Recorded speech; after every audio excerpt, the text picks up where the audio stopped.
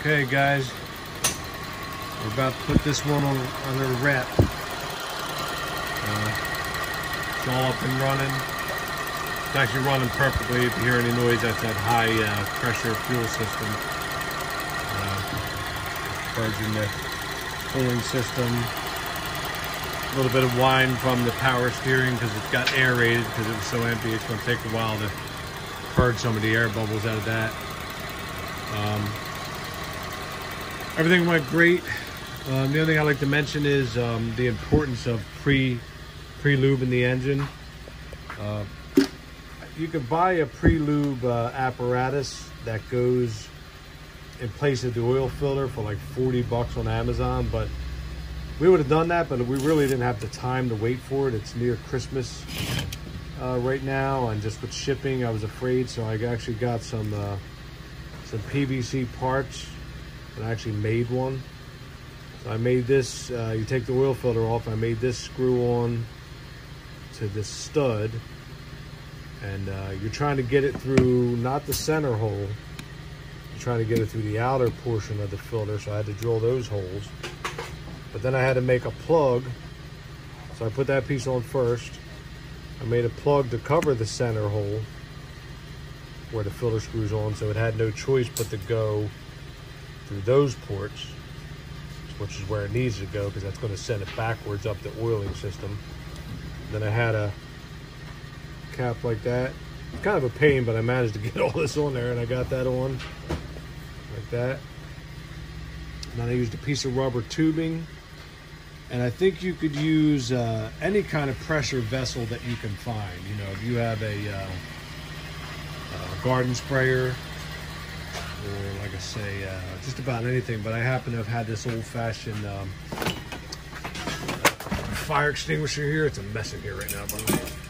That you put air pressure in, and I put about 30 psi in it because I knew it would take a little bit to push that heavy oil, but I didn't want it to be so much that I could blow out any kind of oil seal or anything, because this engine only runs on about 20 pounds pressure according to the book, which is surprisingly low. You know, most engines are like 50, you know, but book says 20. So it worked perfectly. I mean, it says put between 1 to 2 quarts in. So I had all this hooked up, and I took the drain plug out of the oil pan, and we kept pumping oil in until it was steadily pouring out the oil pan's drain plug hole. And by the way, I should mention that I think this is really important to do on this engine, because it's not just about you know, lubing things like your cams and all that, because I use pre-lube and all that crap.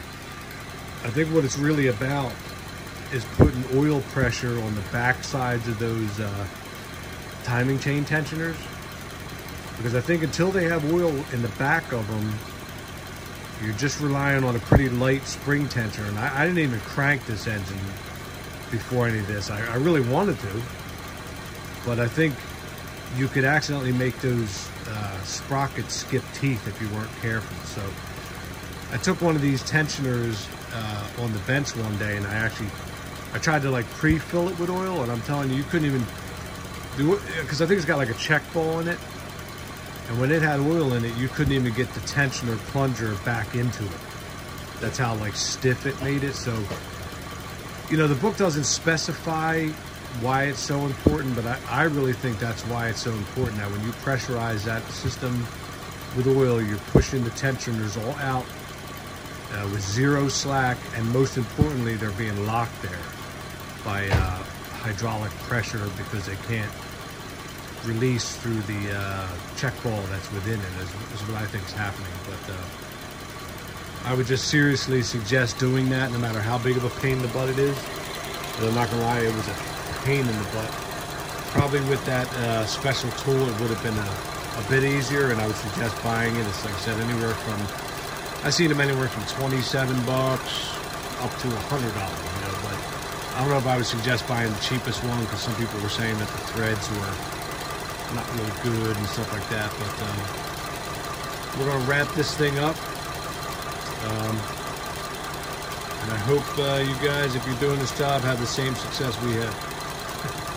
Good luck with it, guys. Catch the next one.